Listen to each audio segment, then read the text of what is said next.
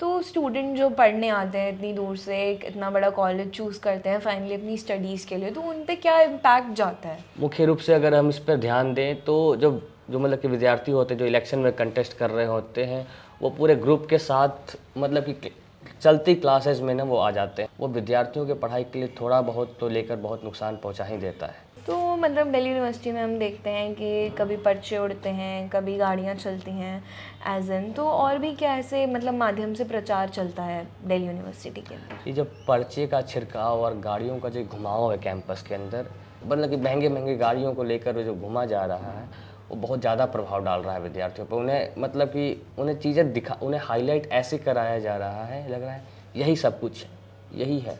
Hello guys, welcome back to CUET Express, and today we will be talking about Delhi University politics, and today we have with us Ayush from Ramjas College. Hi Aradhya, myself Ayush from Ramjas College. I am a student of third year from Department of Hindi. I am very thankful कि ये अवसर दिया मुझे CUET Express ने यहाँ पर आने के लिए।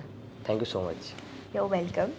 तो आयुष, आप रामजस के छात्र हैं और रामजस एक पॉलिटिकल हब माना जाता है दिल्ली यूनिवर्सिटी का, तो रामजस का एक पॉलिटिकल ओवरव्यू दीजिए कि रामजस की पॉलिटिक्स कैसी होती है? वर्तमान में अगर हम देखें कि रामजस की जो पॉलिटिकल है स्ट्रेटेजी जो चल रही है स्टूडेंट्स के थ्रू, मतलब कि दोनों दोनों तरह की है। एक तो है कि अपने आप को दिखाने की है, एक है वर्किंग क्राइटेरिया भी है अपना रहे हैं। जिन्होंने काम किया है 2 वर्षों तक, वो विद्यार्थी भी लगे हुए हैं कि हमें अपने अपने आप को अपने काम के बलबूते पर दिखाना है। कुछ है कि वो सौसेबाजी, वो दिखाने का जो क्रम है, दिखावेबाजी के तरह भी चल रहे हैं। तो एक कैंपस की पॉलिटिक्स जो होती है वो हमेशा दिखावेबाजी की बहुत हम वो बातें सुनते हैं, तो ऐसी बातें कुछ कैंपस के अराउंड अभी तक? हाँ, लगभग वही दिखावेबाजी की ही है। अभी कुछ दिनों पहले की ही बात है, मध्य रात्रि की बात है, कुछ विद्यार्थियों ने बाकायदा बंदूकों से मतलब कि फायरिंग तक की है। कैंपस में, हमारे नॉर्थ कैंपस में फायरिंग तक की है। एक शर्मनाक घटना है। तो हम जैसे कि देखते हैं, जैसे आप फायरिंग की बातें कर रहे हैं, तो ये दिल्ली यूनिवर्सिटी पॉलिटिक्स जो है, मतलब बहुत सारी नारेबाजी होती है, बहुत सारा शोर होता है पूरे कैंपस में। ये 2-3 महीने जो इलेक्शन के आपके रहते हैं, तो स्टूडेंट जो पढ़ने आते हैं इतनी दूर से, एक इतना बड़ा कॉलेज चूज़ करते हैं फाइनली अपनी स्टडीज़ के लिए, तो उन पे क्या इम्पैक्ट जाता है? देखिए, चुनाव जो छात्र राजनीति है वो दो तरह के, इसके मायने दो तरह के पहलू हैं, जैसे कि हर सिक्के के होते हैं। क्योंकि सीखने को भी बहुत मिलता है। अब कुछ मतलब कि अवरोध, कुछ त्रुटियां हमेशा रहती हैं जो कि विद्यार्थियों को नुकसान पहुंचाती है, लेकिन ये कहीं ना कहीं बहुत ज़्यादा सीख देकर जाती है कि कैसे एक व्यक्ति को, कैसे एक विद्यार्थी को समाज में आगे बढ़ना है। मुख्य रूप से अगर हम इस पर ध्यान दें तो जो जो मतलब कि विद्यार्थी होते हैं जो इलेक्शन में कंटेस्ट कर रहे होते हैं, वो पूरे ग्रुप के साथ मतलब कि चलती क्लासेस में ना वो आ जाते हैं, और जिससे कारण जो है कि वो एक समस्या उत्पन्न हो जाती है। और वो गो थ्रू पूरे एकेडमिक ब्लॉक्स में, मतलब कि 3 घंटे 4 घंटे लगातार हर क्लासेस में जाकर जो डिस्टर्ब करने का जो ये प्रावधान है, वो विद्यार्थियों के पढ़ाई के लिए थोड़ा बहुत तो लेकर बहुत नुकसान पहुंचा ही देता है। तो जो स्टूडेंट्स रहते हैं, थोड़ा सा उनको ये दिक्कतें आती हैं कि जो विद्यार्थी एक समूह बनाकर 30-40 लोगों का समूह बनाकर पूरा क्लास को ऐसे घेर लिया, ऐसे वो विद्यार्थियों का माहौल ही नहीं लगता है कि पता नहीं कहाँ से एक फोर्स आ रहा है, एक लॉबी कार्य कर रही है जो ना बच्चों को दबाने की दबाव डालने की कोशिश कर रही है। नारेबाजी जो होती है वो नारेबाजी नहीं लगती, एक हुटिंग लगती है, जो कहीं ना कहीं विद्यार्थियों के ग्रोथ के लिए मतलब कि सही नहीं है, ऐसा मैं समझता हूँ। ओके। तो अगर हम, जैसे ये चीज़ें आपने बोली कि ये चीज़ें सही नहीं हैं, तो जो हमारा एक आइडियल लीडर होता है, आइडियल लीडर की बहुत सारी क्वालिटीज़ होती हैं जो कि एक स्टूडेंट यूनियन के लिए बहुत ज़्यादा इम्पॉर्टेंट मानी जाती हैं, तो आपके हिसाब से एक आइडियल लीडर की जो क्वालिटीज़ होनी चाहिए वो क्या है? आइडियल लीडर की जो क्वालिटी स्टूडेंट लेवल पर अगर मानी जानी है, तो वो उसका वर्क एक्सपीरियंस होना चाहिए। उसका वर्क एक्सपीरियंस विद्यार्थियों में नज़र आना चाहिए। ऐसा नहीं होना चाहिए कि एक स्लोगन हो, स्लोगन के माध्यम से उसका प्रचार प्रसार किया जा रहा हो। ऐसा नहीं हो कि उसके पैम्फलेट्स और उसके दिए गए खाद्य पदार्थों से मतलब कि कैंपस भर जाए और उसके तहत मतलब कि लीडरशिप की क्वालिटी नज़र आए। मतलब कि एक शिक्षण परख जो है कि वो चीज़ें सामने आनी चाहिए। तो हम जैसा कि देख रहे हैं कि डीयू में ना एक फ्रीबीज़ की बहुत चर्चा की जाती है। फ्रीबीज़ माने तो आपको कभी मूवी के टिकट्स मिल जाएंगी, कभी आपको चॉकलेट्स मिलेंगी, पिज़्ज़ाज़ मिलेंगे, तो इस सब से कितना क्राउड एक्चुअल में अट्रैक्ट हो जाता है एक पॉलिटिकल लीडर की ओर? देखिए, 100% तो नहीं कहेंगे, लेकिन 30% का जो मतलब कि हम एक पैमाना मान सकते हैं, क्योंकि 1 साल का एक्सपीरियंस रहा है हमको, तो 30% तो मान सकते हैं कि वो अट्रैक्ट होते ही होते हैं विद्यार्थी, इस नाम पर कि हमारे घर पे शाम को चॉकलेट के डिब्बे आ गए थे, हमारे फ्लैट पर, हमारे पीजी पर आ गए थे। लेकिन जो बाकी के 70% हैं वो विद्यार्थी परखने में मतलब कि मात नहीं खाते हैं, और यह एक पॉजिटिव पॉइंट है स्टूडेंट्स के लिए कि वो गिफ्ट्स और मतलब कि ये लुभावने जो फ्रीबीज़ हैं उस पर मतलब कि नहीं आते हैं। ठीक है।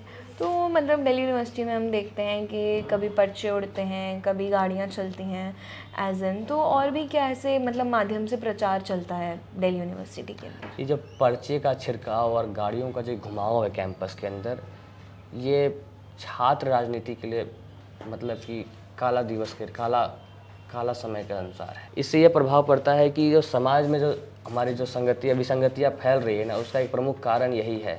गाड़ी को लेके मतलब कि महंगे गाड़ियों को लेकर जो घूमा जा रहा है, वो बहुत ज़्यादा प्रभाव डाल रहा है विद्यार्थियों पर। उन्हें मतलब कि उन्हें चीज़ें उन्हें हाईलाइट ऐसे कराया जा रहा है, लग रहा है यही सब कुछ है, यही है। तो इस कारण से विद्यार्थीगण भी बहुत प्रभावित हो रहे हैं, और जो एक छात्र राजनीति का जो एक डेफिनेशन होना चाहिए मान्य मतलब कि बेहतर तौर पे, वो नहीं दिख रहा है। अगर हम बात करते हैं फीमेल रिप्रेजेंटेशन की, दिल्ली यूनिवर्सिटी में इतने कोटाज आ रहे हैं, हाई कोर्ट इवन हमें प्रमोट कर रहा है कि 50% वुमेन कोटा दिया जाए दिल्ली यूनिवर्सिटी को इलेक्शंस में, बट फिर भी जो हमारी फीमेल कैंडिडेट्स हैं वो ऊपर उठकर नहीं आ रही हैं, तो इस पे क्या रीज़न हो सकता है इसके पीछे? उसकी प्रमोशन इसको एक बहुत बड़ा रीज़न मान सकते हैं कि जितने भी स्टूडेंट यूनियन के रूप में जो यहाँ पर कार्यरत हैं, वो संस्थाएं या संगठन, उसमें एक खामी ज़रूर होगी, वो काम नहीं कर रहे हैं उस बेहतर लेवल पर। क्योंकि अगर विद्यार्थी चाह रहे हैं, वो अगर संगठन वो परिषद चाह रहा है कि उसमें मनोबल मिले, उसको आगे बढ़ाया जाए, और तब भी अगर नहीं आ रहे, तो इसका मतलब है कि सांगठनिक रूप से जो मतलब कि कार्य करना चाहिए उसमें कमी है। ठीक है। तो ऑल ओवर एक दिल्ली यूनिवर्सिटी की जो वुमेन हैं, उन पे आप कुछ टेक लेना चाहेंगे कि मतलब ऐसा उनको पॉलिटिक्स के पीछे वो क्या रीज़न है कि वो नहीं आ पा रही हैं? कि पॉलिटिक्स दिल्ली यूनिवर्सिटी की डर्टी पॉलिटिक्स में जा रही है, या वुमेन सेफ़ नहीं है, या फिर वो रिप्रेजेंटेड फील नहीं करती हैं, या कुछ भी कोई गैप फील करती हैं हाँ, वो? कुछ चीज़ें तो हैं कि उन्हें मतलब कि लूप में नहीं लिया जाता है। बहुत सारी चीज़ें हैं जिनके कारण ना वो पीछे होते जा रही हैं। बहुत बड़ी समस्या कुछ दिनों पहले विद्यार्थियों ने जगजाहिर भी की थी कि बहुत सारे लेडी कॉलेजेस जो हैं वो डूसू इलेक्शन के अंतर्गत ही नहीं आते। ये बहुत बड़ी विडंबना है कि ये किस प्रकार से दिल्ली विश्वविद्यालय कार्यरत है कि मात्र 47 कॉलेजेस ही जो हैं डूसू इलेक्शंस के अंतर्गत आती हैं, और बाकी सबका क्या। उसमें से अधिकांश जो लेडीज़ कॉलेजेस हैं, गर्ल्स कॉलेजेस हैं, उनकी मान्यताएं नहीं है डूसू के लिए। ये बहुत ही शर्मनाक बात है। इसके लिए विश्वविद्यालय क्या कर रही है, यूजीसी क्या कर रही है, यहाँ की सरकारें क्या कर रही हैं, पता नहीं। और इतने बड़े बड़े लीडर्स हुए, हमें मालूम चलता है कि भाई इतने बड़े बड़े लीडर्स हुए जो कि अन्य सरकारों में कार्य कर रहे हैं दिल्ली विश्वविद्यालय के, और वो लोग भी चितपट की तरह सोए हुए हैं। बहुत हास्यास्पद। फीमेल रिप्रेजेंटेशन का एक और जो मुख्य कारण है जिसमें कमी दिख रही है, वो है कि उनका जो गैप है उनको नहीं भरा जाता। जैसे कि वो कंफर्टेबल स्पेस नहीं पा रहे हैं, मिल पा रहा है उन्हें। स्टूडेंट पॉलिटिक्स में जब देखा जाता है कि जब वो एक रैली काइंड ऑफ निकलता है कॉलेज कैंपसेस में, कॉरिडोर्स में जब निकलता है, तो इस तरह से भीड़ होती है जहाँ पर लड़कियाँ खुद को कंफर्टेबल फील ही नहीं कर पाती। इस तरह से भगदड़ की स्थिति होती है। वो लगता ही नहीं कि विद्यार्थी चल रहे हैं, वो लगता ही नहीं है कि एक स्टूडेंट मेंटोरशिप में आने वाले, वो रिप्रेजेंटेटिव्स आने वाले एक विकासशील लड़का चल रहा है, लड़की चल रही है, एक भीड़ चल रही होती है। तो ऐसी स्थितियाँ जो है उन्हें मतलब लड़कियों को एक बहुत हद तक जो है कि कंफर्टेबल स्पेस से दूर कर देती है। ओके। तो आयुष, जैसे कि हमने बहुत सारे पॉइंट्स डिस्कस करे कि अभी फ़ीमेल क्यों नहीं चल पा रही है, डूसू में मनी पार चलता है, बहुत सारी चीज़ें, और हमने ड्रॉबैक्स डिस्कस करे हैं डूसू की पॉलिटिक्स के। तो बेसिकली एक डिज़र्विंग कैंडिडेट की डेफिनेशन क्या होगी आपके अकॉर्डिंग? अगर मैं अपने हिसाब से, अपने सोच से करके कहूँ कि एक स्टूडेंट के लिए, एक मतलब विद्यार्थी के लिए, स्टडिंग स्टूडेंट के लिए कोई जो लीडरशिप अगर होनी चाहिए, उसमें मेन चीज़ यही है कि विद्यार्थियों के हित में कार्य जो भी हो उसको करा जाए। वुमेन एम्पावर की जैसी चीज़ें हैं उस पर बल दिया जाए। स्टूडेंट इंटरेक्शन के लिए, स्टूडेंट को इनबिल्ट करने के लिए रिसर्च इनिशिएटिव को मतलब कि लाया जाए। मतलब उसके जगह पर ये कल्चरल फेस्ट को बढ़ावा न देते हुए रिसर्च इनिशिएटिव को इस्टेब्लिश किया जाए हर कॉलेजेस में।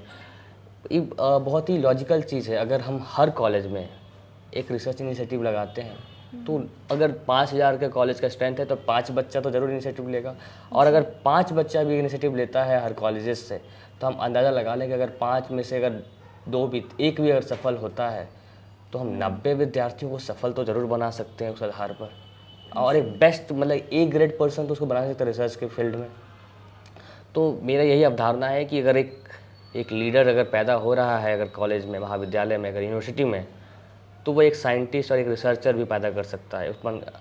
तो मेरी यही एक धारणा है कि लीडरशिप में एक क्षमता होनी चाहिए कि एक नया लीडर बनाए, एक नया किसी भी फील्ड में एक नया मतलब कि व्यक्तित्व को खड़ा करे। ठीक है, तो आयुष, हमने जैसे बहुत सारी बातें करी लीडरशिप के बारे में, तो ऐसा माना जाता है कि दिल्ली यूनिवर्सिटी के जो इलेक्शंस होते हैं वो आपको लीडरशिप क्वालिटीज़ सिखा देते हैं, जिससे कि आपको स्टेट इलेक्शंस या फिर हमारे इंडिया के देश के इलेक्शंस के लिए आपको एक फ्री पास मिल जाता है। तो ऐसा मतलब क्या सच है इस पर? सच सफल तो नहीं है, क्योंकि जहाँ तक अभी तक मैंने देखा है, अरुण जेटली जी, स्वर्गीय अरुण जेटली जी हैं जो सांसद और एक मंत्री के रूप में, केंद्रीय मंत्री के रूप में स्थापित कर पाए अपने आप को। बाकी तो और अब कोई दिखता नहीं है।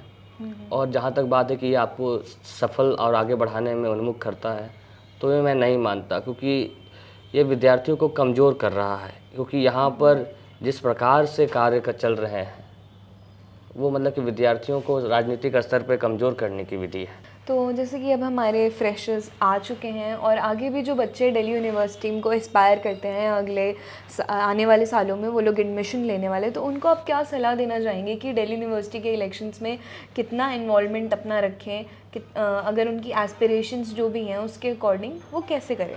ये बहुत महत्वपूर्ण सवाल है, इसलिए क्योंकि अभी कुछ दिनों पहले ही ड्यू में बच्चों का आना हुआ है, और जब उनका पहला दिन प्रवेश हुआ तो उन्हें लगा कि मैं ड्यू में नहीं आ गया, उन्हें लगा कि किसी चिड़ियाखाना में आ गया हूँ। क्योंकि ऐसा उन्हें विश्वास दिलाया गया, ऐसा उन्हें मतलब कि महसूस कराया गया। उनके माता पिता भी उनके साथ आए थे, बाकायदा हर कॉलेजेस में दीक्षा आरंभ कार्यक्रम के माध्यम से ओरिएंटेशन हुआ, और उनके पेरेंट्स कह रहे हैं ये विद्यार्थी हैं ऐसे, भाई पर्चे उड़ रहे हैं, पोस्टर्स लगे हुए हैं, कॉलेज पोस्टर से पूरा एकदम पटा हुआ है, बाहर में गाड़ियों की भीड़ लगी हुई है, गाड़ियों पे गाड़ियों, विद्यार्थी ऐसे धड़ल्ले से चारों तरफ मतलब कि शोरबाजी, नारेबाजी कर रहे हैं। उन्हें वो विद्यार्थियों को महसूस ही नहीं हुआ कि ये विश्व प्रख्यात विश्वविद्यालय है जहाँ पर हमने एडमिशन लिया है। कुछ समय के लिए पेरेंट्स गार्जियंस ने भी कहा, बड़ा अफसोस लग रहा है। तो ये चीज़ें जो है कचोट जाती है। मैं एक 3य वर्ष का विद्यार्थी हूँ, और ये चीज़ जब अनुभव सामने देखा तो मन को कचोट। It was really a nice meeting with you, Ayush. I wish you very best for your future, and that's all. And thank you so much, guys, for being with us. And please comment down the best part of this video, and कि आप लोग को Delhi university के elections कैसे लगे। Delhi university visit करिए और हमें बताइए कि इलेक्शन का माहौल कैसा है।